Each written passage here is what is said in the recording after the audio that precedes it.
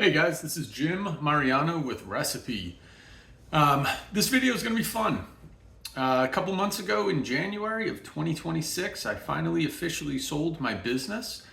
So I'm trying to give a video on, my journey, the process of exiting and selling the business. Now, my company was small, right? For some years it was part-time, for some years it was full-time and sort of back and forth. I'm in New England, it's very seasonal. So this wasn't, life-altering money, right? So this isn't an attempt at a humble brag. This is just a video about the process, right? I'm sure if you're watching this video, you're either thinking about starting a rental business or you're already in this. I'm sure an exit, what am I going to do to, how am I going to sell this thing or where's this going? So that's the idea. So background, I started the business essentially the day I graduated college. In high school and in college, my summer job was working for a giant tent rental company in the area called BC Tent. Shout out to Bob Costa, BC. He's now a client of mine, but great guy. He's been at it for 40 years, and that's what got me into this thing. As a young guy, I liked that it was physical. I'm not very handy, but I could be part of a crew that goes out and builds a 40 by 80 tent with a floor and lighting, and it was cool. It was fun. So in any case, I started my company right out of college, and it was a side job. I had a professional daytime, white collar career in software, starting in sales and then eventually digital marketing, and then finally software product management. Right, so working with a team of engineers to tell them what features to build or what bugs to fix, things like that.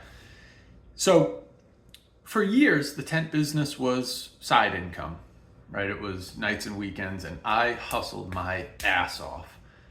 Even though my career was going really well and I was making great money for a young guy and having a lot of fun doing it, I had a second job, right? Not because I needed it. I was just pouring gas on this thing, right? I knew at some point I'm not going to want to be 50 years old laboring, or 60 years old laboring. So I kind of knew hey, run as fast as I can for as long as I can and we'll figure it out later, right? So my little tent business, backyard tent rental, right? It's exactly how it sounds. I very purposefully didn't get into the large wedding tents, and this was a side job. I live in Boston, in a very affluent area where everyone's got giant houses and tiny yards.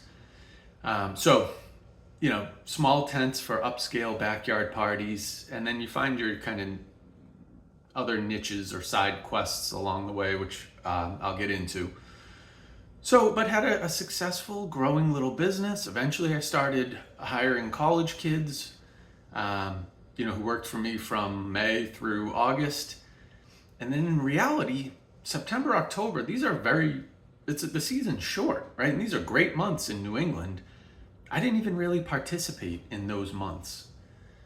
So my very seasonal business was even more seasonal. So, in any case, good run. At some point, I left the software world and ran the business full time for a couple of years. That was fun. And then I started growing this recipe company. And again, the tent business sort of took maybe not a back seat, but it was like a 50-50 income partner, right? It was, a lot of my time and effort from April through, say, October.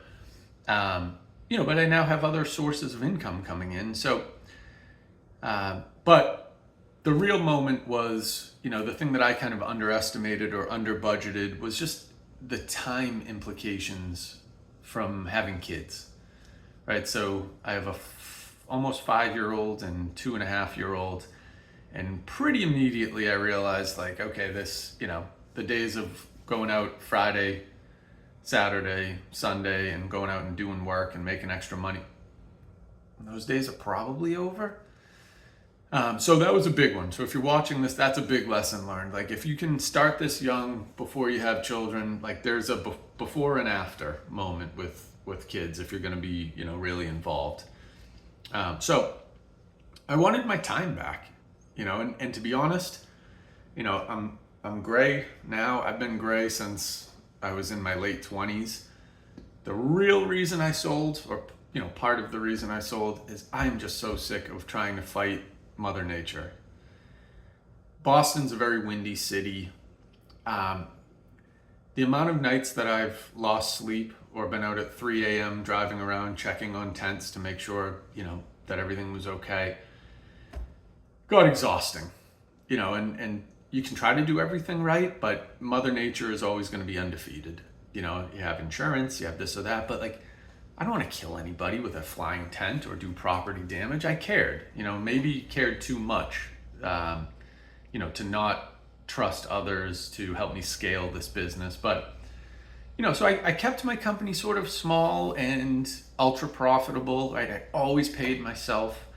I think that's an important lesson. The amount of clients I have who say, oh, I'm investing every dollar back into this business. Well, for how long, right? And in the meantime, what are you doing for income, right? I always thought if I don't pay myself for my work, eventually I'm going to resent the work, so I made a good living. Whether it was a side job or a full-time job, I made good money off this rental business. But when it was time to sell, when I kind of thought I was falling out of love with it, it was time to sell. So here's the process. I listed the business on Biz Buy Sell. That seems to be kind of the go-to marketplace for this thing. And it did really well, right? I was very conservative. I wasn't trying to get rich off this. I think I listed it for a pretty fair and reasonable price. And in the end, I got exactly what I asked for. But here are the lessons learned on Biz Buy Sell, or wherever you're going to sell your business. Number one, I did this without a broker, right? The business, I sold it for, let's say, less than $500,000. I don't think I needed to give somebody 10% or whatever the broker fee was going to be. I thought, I'll try this myself. Turns out, great, saved some percentage points, right? So no business broker for me. I wanted a simple business. I was not trying to do seller financing, right? Any deal. I have clients who had been in, messy deals where 2 or 3 years in, they realized that the business they purchased wasn't exactly what they were sold. So I wanted to avoid any headaches, lawsuits, nonsense. I would rather make less money than ever be in a legal battle or a headache or have somebody think I ripped them off. That's that's like a core principle. I'm not getting myself in any sort of trouble or hurting somebody else or, just, you gotta have some sort of moral compass. And mine was just find a simple deal, help the next owners to some extent, and deliver on what I promised, which is that this is a nice little profitable business if you do XYZ, whatever. So in any case, I listed it on Biz Buy Sell, and it did great. I probably had 30, 40 requests. Some people are not capable, some people are just kicking tires, but I had some serious interest. Probably 5 or 6 interested parties actually came out with us and did a job or watched us work or came to the warehouse and saw everything. So, it drew a lot of interest, and it was pretty qualified interest. In the end, a friend of a friend bought the business, right? So you maybe could make the argument that I didn't need Biz Buy Sell, but it was super helpful.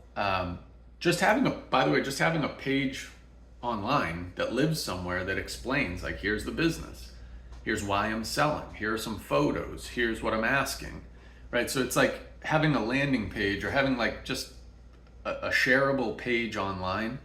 And I put it up on my socials, and a friend of a friend saw it and ended up giving me exactly what I wanted, and now I try to give him and his new crew, 6 hours a week of transition. Hey, help us with the sales and marketing, or tell us what's going on at the warehouse, or go out on the road and help the guys, whatever. So there's a little bit of a gentleman's handshake on, that I'll help with the transition period.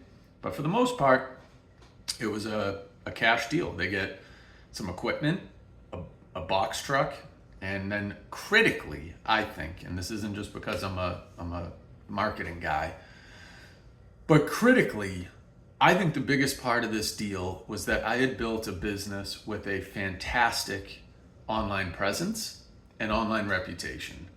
I was really proud. Backyard Tent Rental had something like 125 perfect 5-star reviews from real customers. And the SEO, right? I hadn't run paid ads for this thing in 10 years because it just so much inbound traffic poured in. I had the analytics to point to, right? I'm not just some guy saying, "Oh, trust me, the phone's going to ring off the hook." No, here's the unique visitors per month.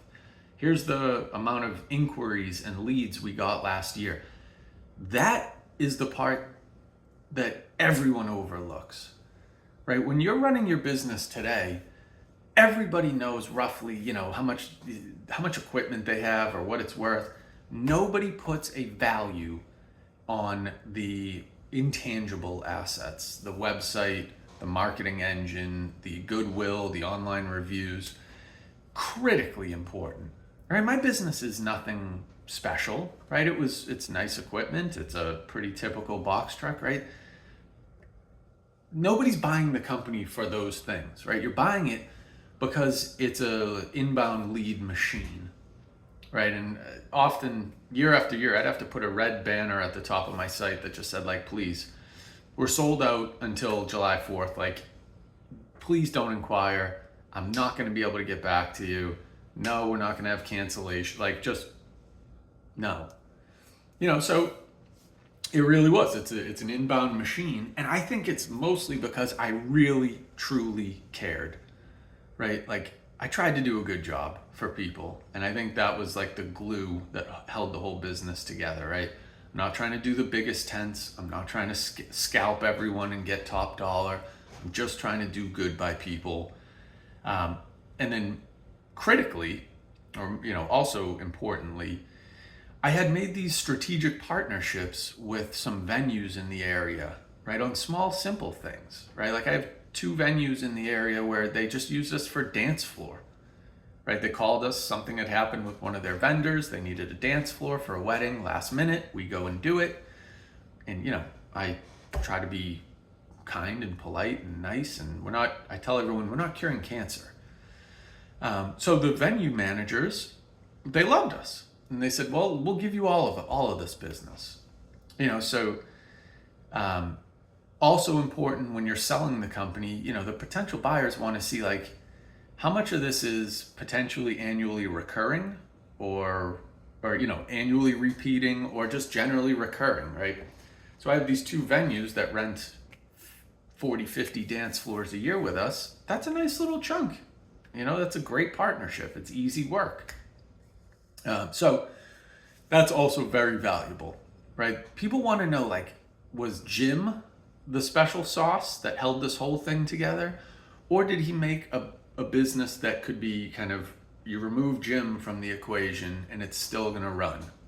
So, so that was some of the key learnings, right? So biz, buy, sell, super helpful. I tried to do a simple cash deal. I didn't want to do seller financing. I didn't want to do this long, drawn out 3-year deal where by year 3, the person's saying, "Wow, this is a lot of work. I'm going to try to find a way to worm out of this, to back out of." So, so for a lot of reasons, I'm very, my niche, I'm really good at hitting singles and doubles, right? So when I sold my business, it wasn't a home run. But I had been paying myself along the way and making good money. And in the end, I kind of ended my rental, my ownership of this business with maybe a double, right? Not a home run, but, a nice win. And to be blunt, I took the money and bought some investment property in the next town over, where I already owned a condo, and I bought a couple more in this building that, 100% just swapping out very, very active income for, typical passive income, right? So let's try to think, other things I wish I knew. I think for me, the big moments are one, every single person is going to ask, they want to see your books, right? They're going to want to see like a profit and loss, a P&L for the last 2 years. So have something ready. Just put all your financials in a folder so that you can just quickly share it with somebody. I didn't make people sign non-disclosures. I'm not a publicly traded company. We're not curing cancer. So have everything ready to be easily shared in a folder, and have a story, right? Everyone wants to know, why are you selling, right? What's going on? Does the business stink? Are you in financial trouble? So you just have to have a story. And thankfully, mine was a very good, easy, honest story, right? I have 2 young kids. I've done this for 18 years. I have other opportunities. The business is healthy. It's small, right? If anything, my little business was underutilized. I didn't even really participate in September and October after my college kids had gone back to school, right? And those are some of the best months of the year in New England, and they're important months, and they made an already seasonal business even more seasonal and even shorter. So my story was look, this thing has been treated really well. You have an inbound marketing machine. You've got good equipment. You've got a great reputation online. You have tons of opportunity to expand this thing. And I think that really resonated. So, have a story.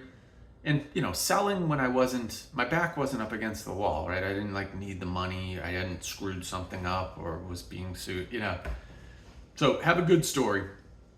You have to have some value proposition other than the equipment. No one wants to buy your used equipment. That's not an attractive offer, right? If I'm going to start a tent rental business and I think I could buy somebody else's mess or just buy new equipment myself, I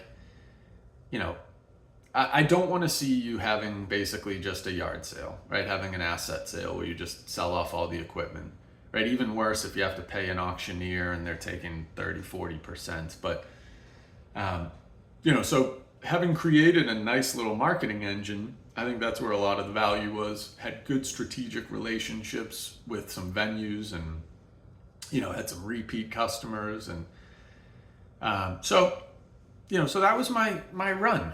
It was a big part of my life. It was a big part of my identity. It's a lot of work. I did this for 18 years. I had 2 jobs pretty much, through my 20s and 30s. And was it worth it? Yeah, I think so. Am I thrilled to be done with it? Yes, I am. Yeah, I am.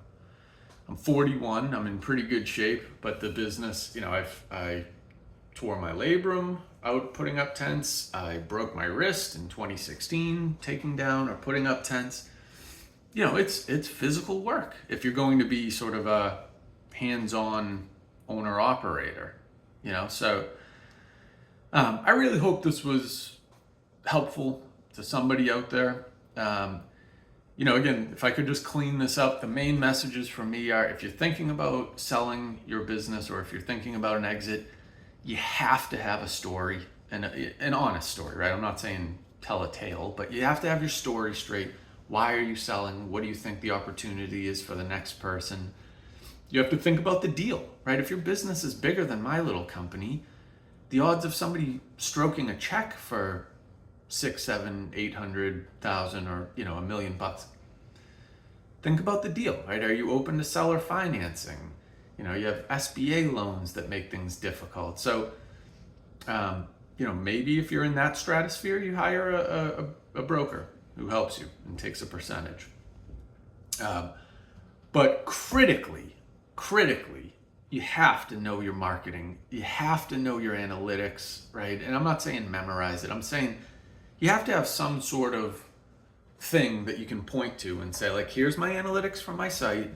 Here you go. 25,000 unique visitors to the site last year, 3,000 inquiries, people trying to work with us. That doesn't even include phone calls, right? I was able to point to this thing that just proves endless demand. And that was a giant factor in selling my company. partnerships, annual events, recurring clients, right?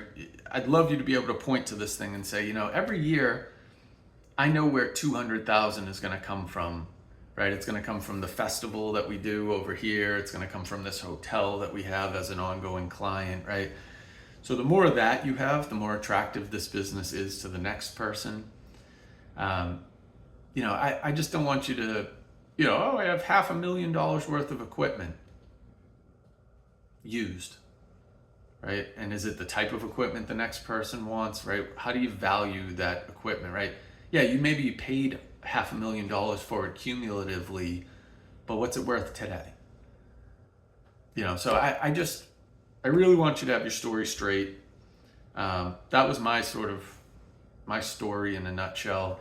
And now I help other party and event rental companies, right? This Recipi business, this business that I run today, it's really like the crossroads of the two things that I spent my whole life doing, which was rentals and digital marketing, and honestly kind of coaching and consulting, right? Over the years, I helped my own father when he was sort of not quite ready for retirement yet, but needed to do something part-time. He, at 60 years old, credit to my dad, had a little tent rental business on the side.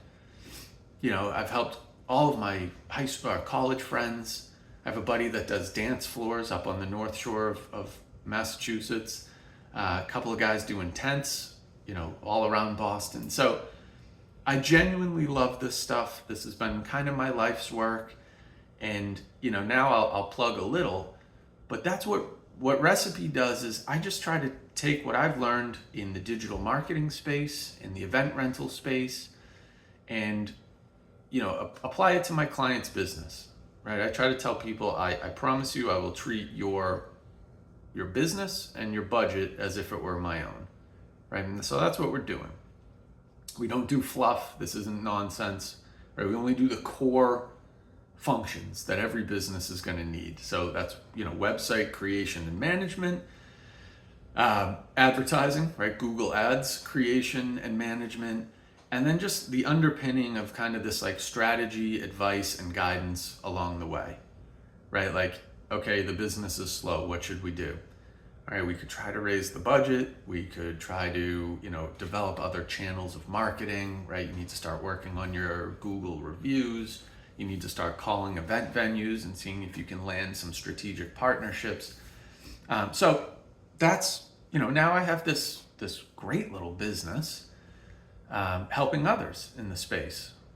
So if you are at all interested or curious or just want to have a conversation, right? I'm not a pushy sales guy, and all of our deals, all of our clients that we work with, they're going to be, they sign for at least 3 years. So the last thing I want is headaches or combative clients. I only work with people who I think I'm going to be able to play nicely with for 3+ years. So if you just want to have a conversation, right? If you haven't updated your website in 10 years and you're probably selling the business in the next couple, right? If you are struggling with Google Ads, right? You're spending $1,000 a month and you don't really know what it's getting you. If you just want someone else to do this stuff for you because you don't have time, right? Okay, I just spent 8 hours. It's 90 degrees out. I just spent 8 hours out in the field, laboring, putting up tents, delivering chairs, whatever. Now I get home and I have to do 2 hours of answering emails and returning phone calls and planning, scheduling.